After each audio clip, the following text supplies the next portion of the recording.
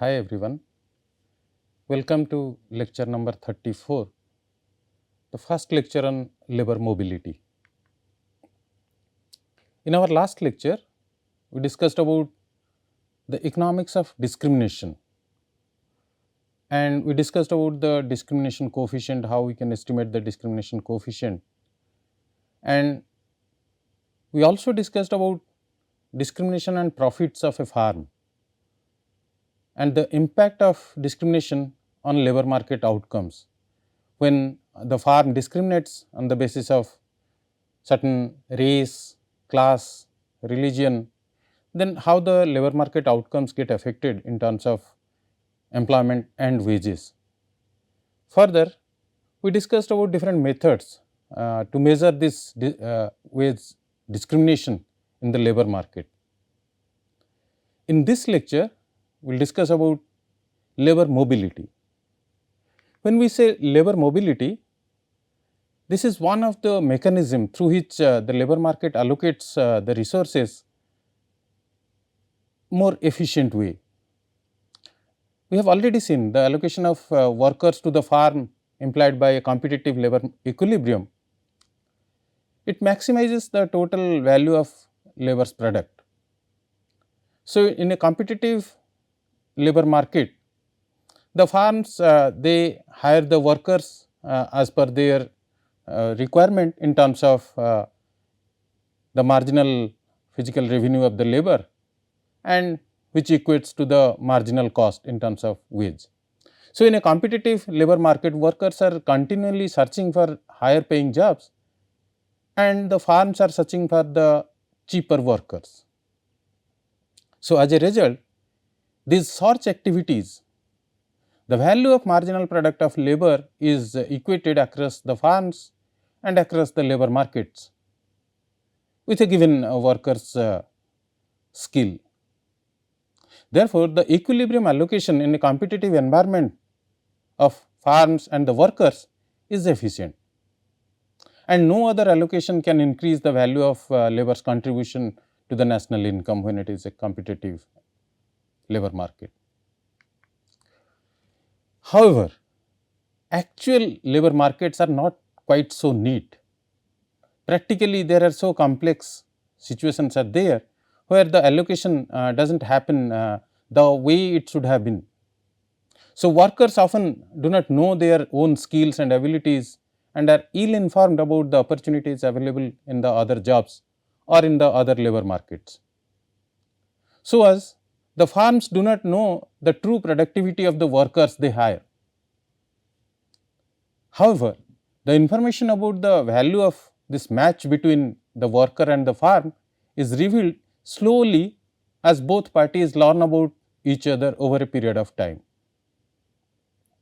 Therefore, the existing allocation of workers on the farm is not efficient and other allocations are possible that could increase the national income. So, labor mobility is one of the mechanism in the labor market that used to improve the allocation of workers to the farm over a period of time. So, there is a great deal of mobility in the labor market. In fact, it seems that if the labor market is, there is a constant flux. Some workers switch over their job in any given point of time, some moves across the state line borders in the form of legal or illegal immigration. So, in this lecture, we will discuss about all these flavors of labor mobility that are driven by some fundamental factors like workers want to improve their economic situation and the farms want to hire more productive workers. So, the analysis of labor mobility helps us to address a number of key questions in the labor economics, like what are the determinants of migration? How do migrants differ from the persons, those who choose to stay? What are the factors that determines how migrants are self-selected? Further, what are the consequences of this migration, both for the migrants themselves as well as for the localities that they move to? There could be another implication. Do the migrants gain substantially from their decision, and how large are these efficient gains from the migration that the economy is going to have? So, these are some of the questions uh, which we can address when we discuss about this labor mobility. Migration is a very complex phenomena. It is influenced by a variety of factors. Like, first and foremost factor is the economic factor. Economic opportunities often drive this migration from one place to another place. People may move to seek better job prospects, higher wages, or to escape from poverty. So, they migrate from source to destination. There are also certain pull factors like better employment prospects in the destination countries, and some push factors such as lack of opportunities in the host countries or the home countries, low wages. So, these are the factors which play a significant role for the migration to take a call for the individual that whether he should move from one place to another place. So, economic factors plays a significant role when migration comes into picture. Another factor is the social factor. Social factors include family, education opportunities, quality of life, social networks. So, people may migrate to join family members, access better education or healthcare services, or to escape from social discrimination or persecution. Then the migration will happen if these social factors they influence. Certain political factors also influence migration, like political instability, conflict, persecution, and human rights abuse can compel people to migrate from one place to another, like refugees, asylum seekers, and the internally displaced persons. Often they fly their country due to some this political unrest or persecution.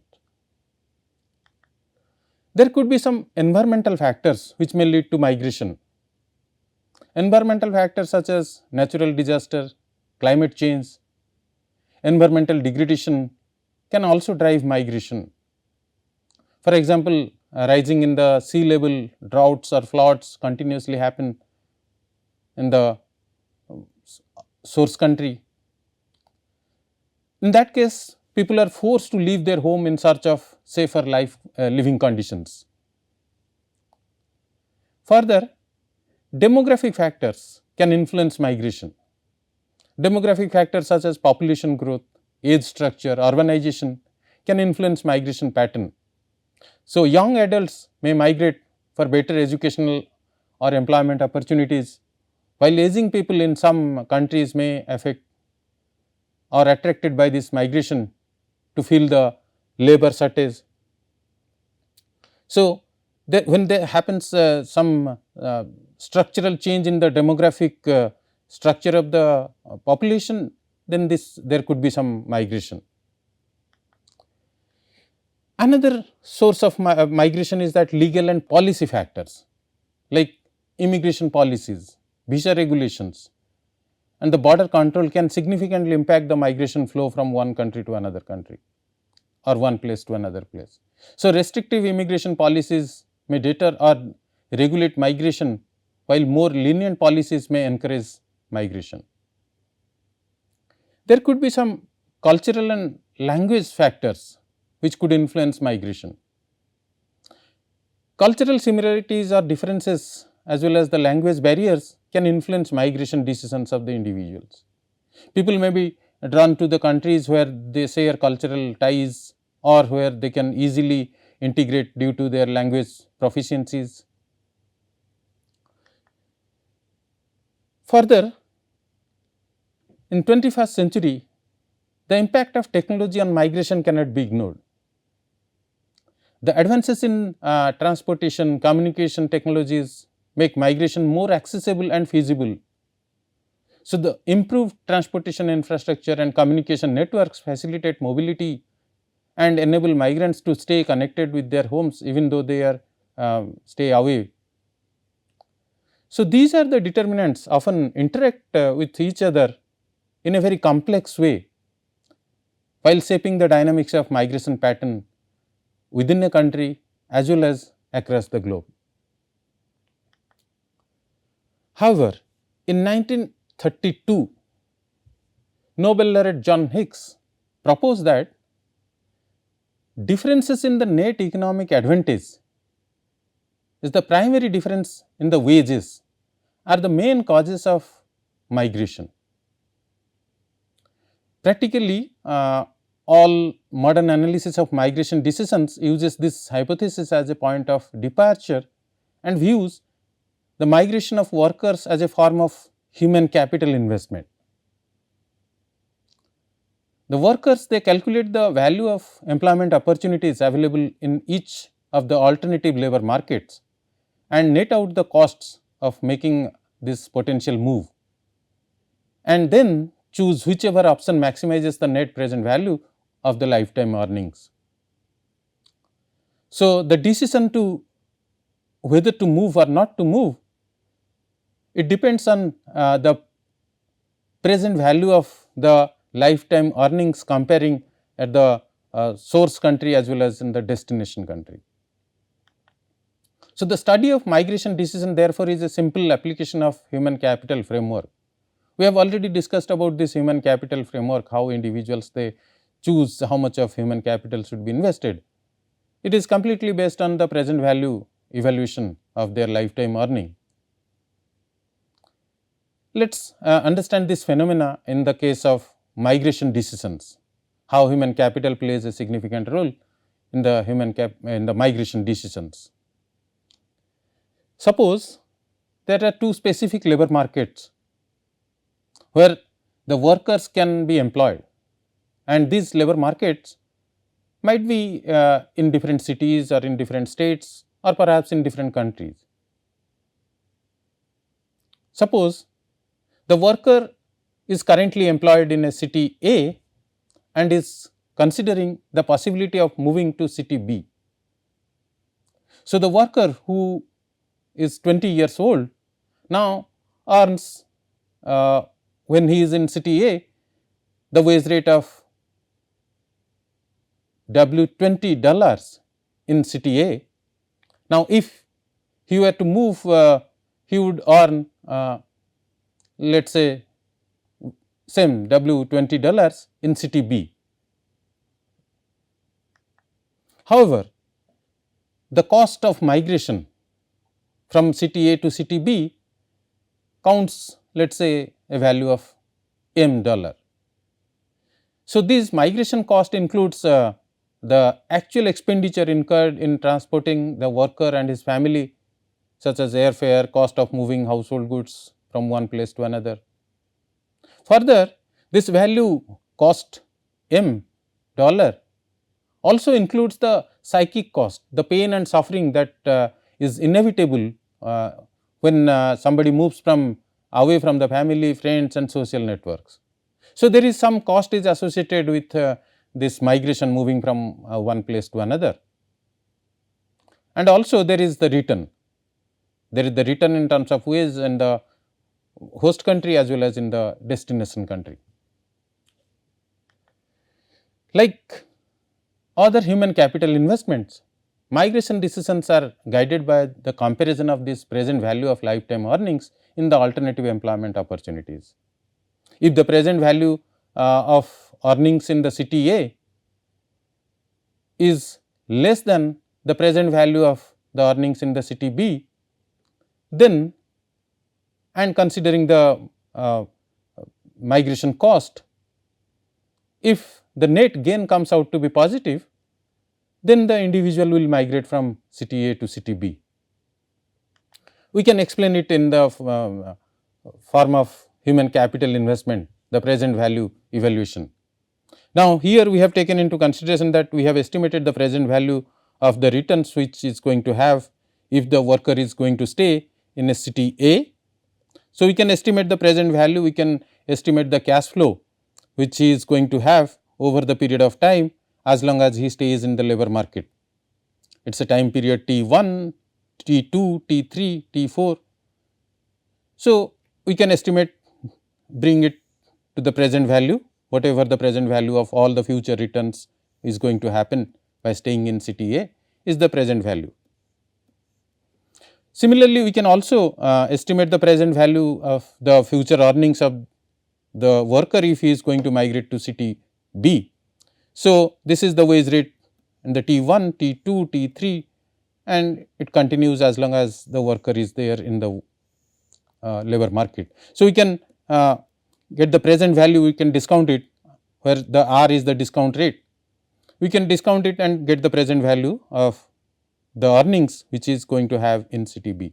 So, the net gain to the migration moving from city A to city B is that the present value of the earnings in city B minus the present value of the earnings in the city A minus the migration cost which is associated with this migration, and it has been given in the form of M. So, if the net gain comes out to be positive, the worker moves from the source to destination place. So, we can derive a number of empirical testable propositions following this framework. First is that an improvement in the economic opportunities available in the destination increases the net gains to the migration and raises the likelihood that the worker moves from source to destination. The second proposition could be an improvement in the economic opportunities at the current region or the residence decreases if the net gains to the migration and lowers the probability that the worker moves. So, if there is a difference in the actual gain, the way the worker is going to find in the destination place is less than the source place, then the probability is less, the migration probability is less. Another proposition we can derive is that an increase in the migration cost may lower the net gains to the migration and reduce the likelihood of the move. So, these are some of these propositions we can derive from this present value method, and while evaluating the decision that whether the worker should move from source to destination. So, the decisions to migrate, when the worker takes the decision to migrate, the worker residing in a country that offers a low rate of return to the worker's human capital, so that the skilled do not earn much more than the unskilled. Now, while considering this decision that whether the worker should move to a source to destination country or not, let us consider the worker who is residing in a country that offers a lower rate of return to the human capital, so that the skilled workers do not earn much more than the unskilled workers. So, the rate of return to the human capital is less in a particular country. Now, in this situation generates some incentives for the skilled worker to migrate to the destination country, let us say destination country X, because they have most to gain by moving, because the source country, the home country is not going to give them a higher return as compared to the unskilled workers. So, in that case, the destination country X is the recipient of the brain drain. So, most of the skilled workers will move from the home country to the destination country, source country to the destination country. However, consider instead of workers their source countries, where they are getting high rate of return to the human capital, which means the skilled workers are more getting the return rewarded as compared to the unskilled workers. So, this is typically in countries with substantial income inequalities, as we can see in most of the less developed countries, because there is a huge gap in the skill, and the skilled workers get very high return as compared to the unskilled workers. So, in this situation, it is the country X, if it taxes the skilled workers and subsidize the unskilled workers relative to the source country, then country X becomes a magnet for the workers, those who are having relatively low earning capacity, means unskilled workers. There will be a movement of unskilled workers from the source country to destination country. However, the economic intuition underlying these arguments is based on the influential Roy model, which describes how workers sort themselves among the employment opportunities. So, we need to understand a little bit more on this Roy model, what it explains. So, suppose the persons currently residing in the source country are trying to decide whether they should migrate to the destination country X or not. In that case, we are assuming that earnings in both source country and destination country X, it depends on a single factor, which is skill, and that is completely transferable across countries. So, let us give a value or the variable to this skill efficiency in terms of units. Let us measure this skill in terms of efficiency units and measure it as a variable. We are denote it as S. So, the variable S denotes the number of efficiency units or the skills embedded with the worker. Now, we can get the frequency distribution of the skills in the source country's population. So, the distribution of skills in the source country gives the frequency of the workers in each skill level. If immigrants have above average skill, then the immigrant flow is positively selected. If the immigrants have below the average skill, the immigrant flow is negatively selected. And we wish to determine which subset of the workers choose to migrate to this destination country X. So, here we can explain that how this positive selected flow or the negative selected flow happens through this Roy's model. On the x axis, we have taken skill and we are measuring with some efficiency score. So, skill we are measuring in terms of some efficiency value.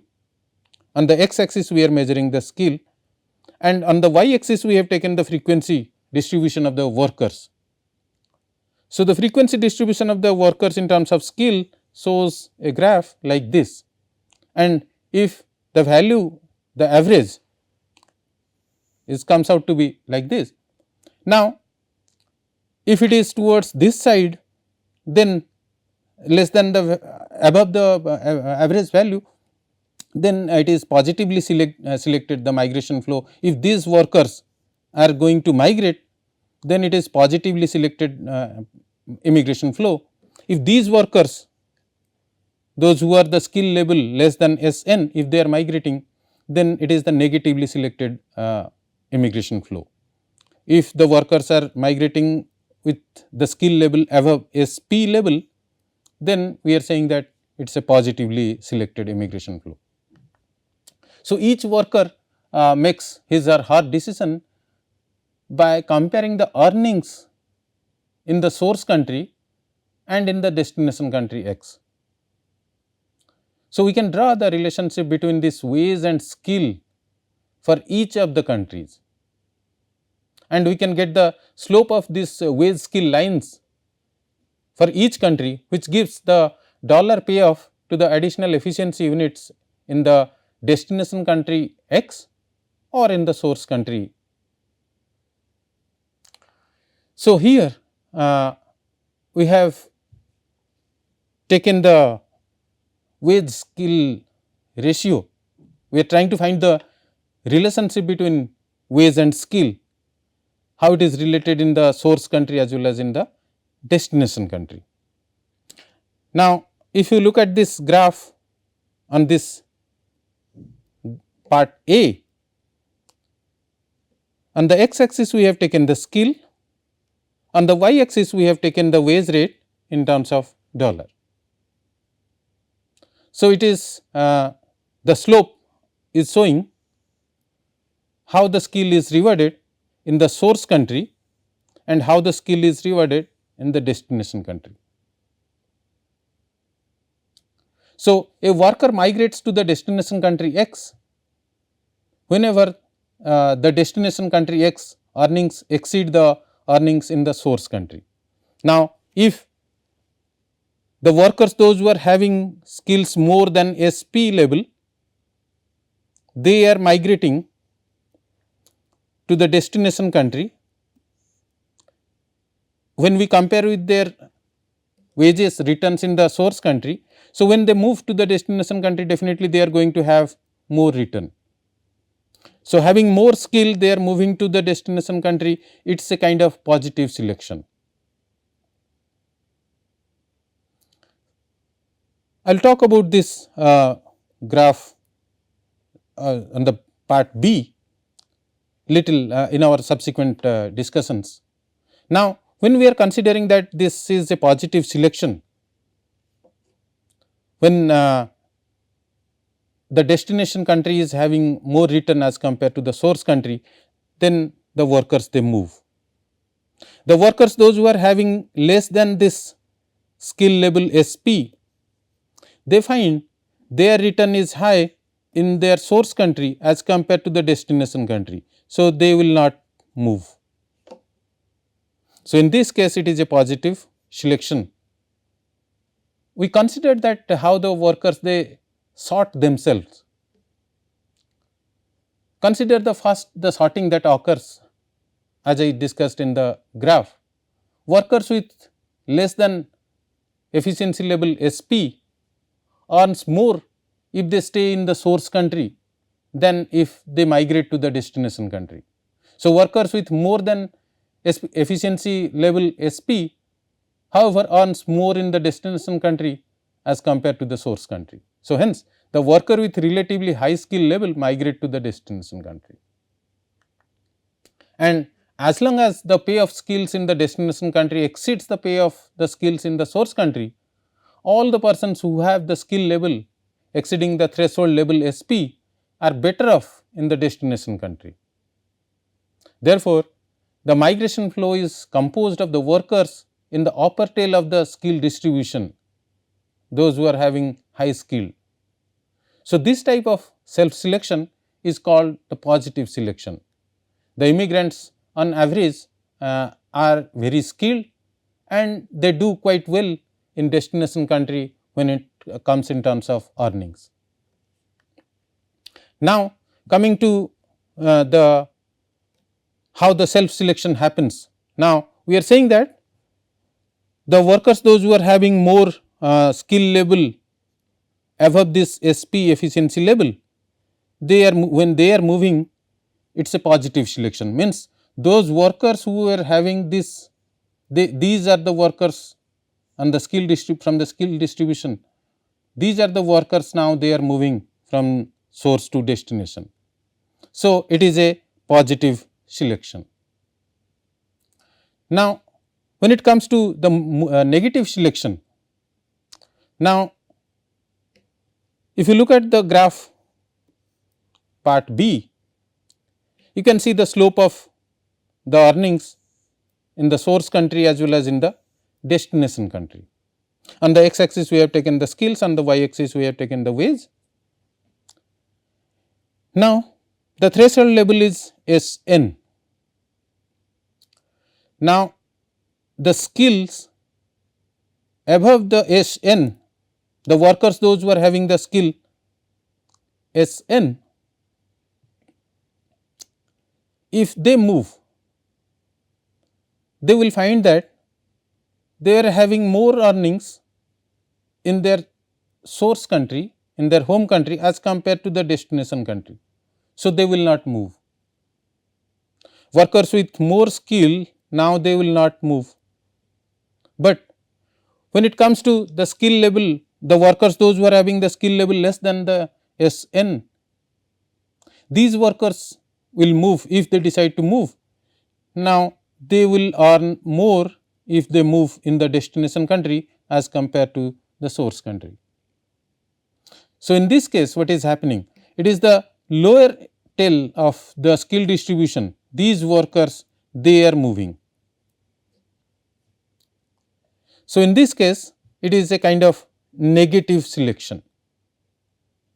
So, where the payoff for the skills in the source country exceeds the payoff in the destination country X, workers with fewer than the efficiency units SN earns more in the destination country and they want to move. However, in contrast, workers who have more than the efficiency units SN have the higher earnings in the source country and they will not move. So, when the pay of skills in the destination country X is relatively low, therefore, the migration flow will be composed of the least skilled workers in the source country. So, this type of self selection is called the negative selection. So, immigrants on an average are unskilled and perform poorly in the destination country. So, we have seen that how this positive selection and negative selection is affected when it comes to the source country and destination country's return. So, in the graph A, the workers, those who are having high skill level more than SP efficiency point, they are going to have a better return in the destination country, and it is the skill with high skill they are going to the destination country.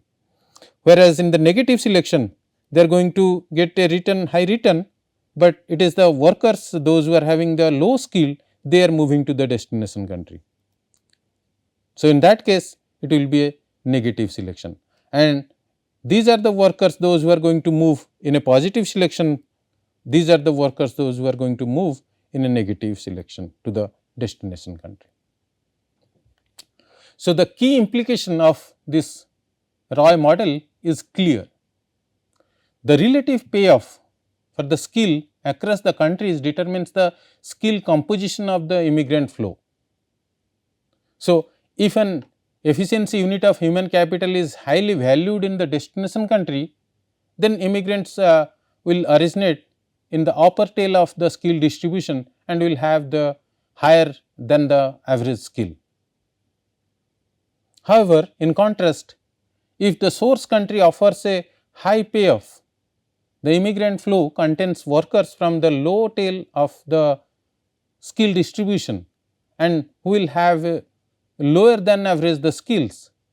So, workers selling their skills behave just like farms selling their products.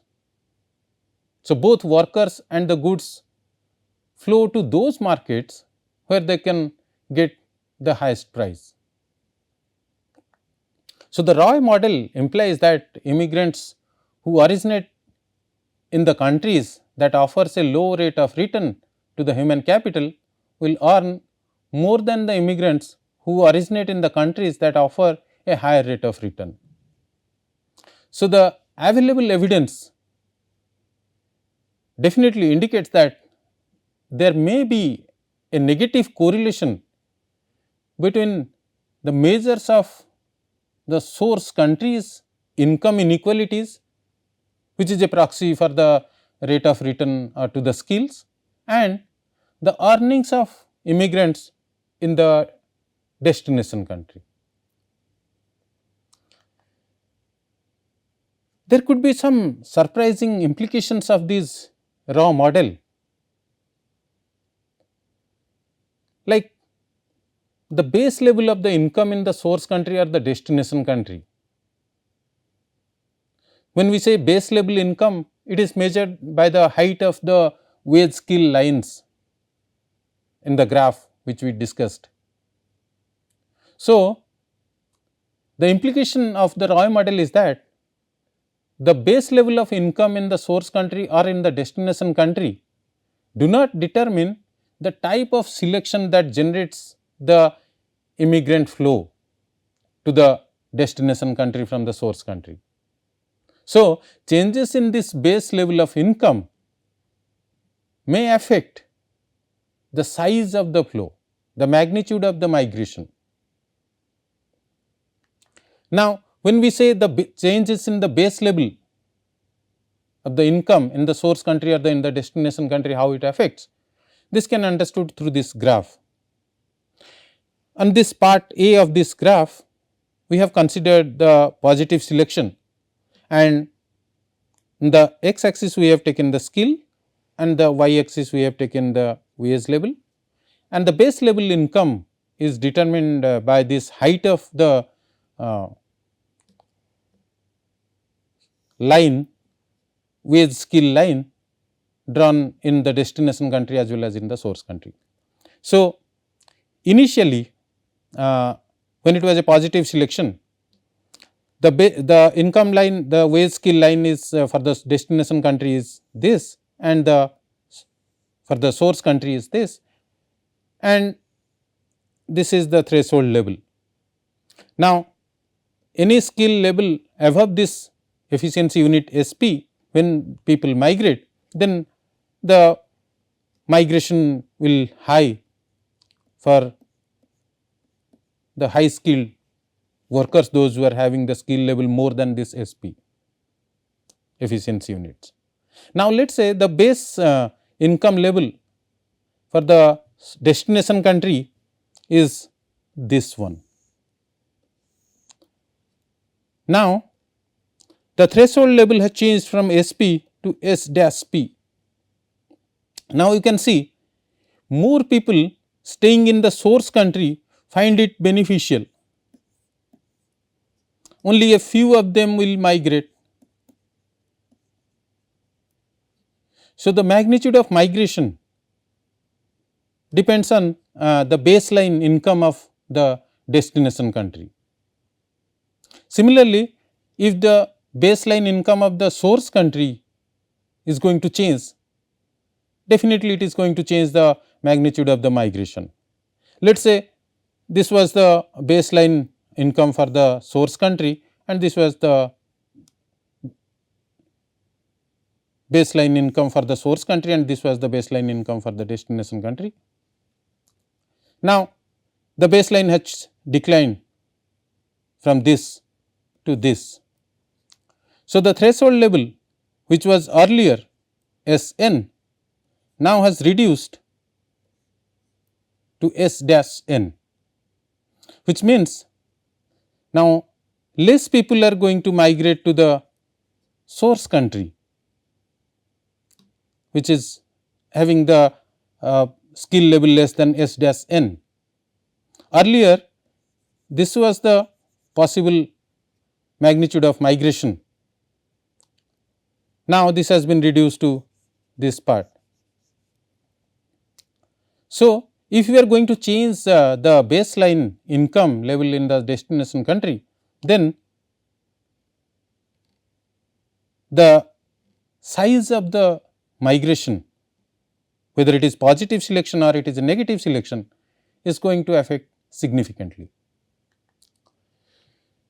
So, we have already seen that the income level in the destination country falls, and it falls, let us say, because of severe recession.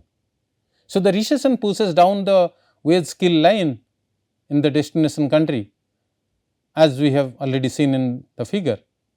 So, if the pay of skills in the destination country X exceeds the pay of skill of the source country, then the threshold level SP increases to S dash P. So, this implies that fewer workers now find it optimal to migrate to the destination country X. It is still the case that, however, the workers who are above the new threshold level S dash P are the ones who find it optimal to migrate, and hence the migration flow is positively selected, but the migration flow, the size of migration is reduced. Similarly, if the pay of skills in the higher in the source country, then the threshold level Sn falls to S dash n, because only the workers who are having the skill level below this threshold level S dash n now wants to move. So, the drop in the destination country X income again reduces the number of immigrants. So, the immigrant flow is still negatively selected, because the migrants originate in the lower tail of the skill distribution, but the size of the distribution, the flow of distribution has reduced. So, we have derived our main conclusion using this simplifying assumption that workers does not incur any cost when they are migrating from source to destination. If we are going to introduce the migration cost into our framework, we can easily explain it through this migration, how it happens if there is some cost is associated with migration. So, to simplify, let us suppose that it is the migration costs value m, let us say that value m is $5,000 to migrate to destination country regardless of the worker's skill level. So, the migration cost obviously reduces the net income of the workers and can expect to receive the destination country. Therefore, the migration cost shifts down the wage skill line in the destination country X and equivalent to the reduction in the destination country's income level that we have already seen in the graph.